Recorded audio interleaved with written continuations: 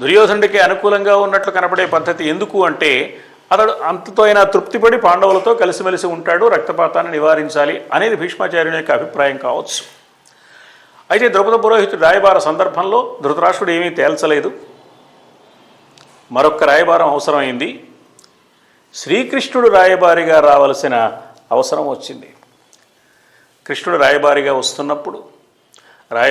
వచ్చినప్పుడు కృష్ణుడి మాటలు వినమని, కృష్ణుని హితోపదేశాన్ని పాటించమని, దానివల్ల కురువంశానికి మేలు కలుగుతుందని, పవిత్రమైన భారత వంశంలో రక్తపుటేరులు ప్రవహించే అతి భయంకరమైన సంగ్రామం రాకుండా నివారించడానికి అవకాశం ఉంటుందని హితబోధ చేసి ఎంతో ఆరాటపడ్డాడు ఆ యుద్ధాన్ని ఆపడానికి భీష్ముడు.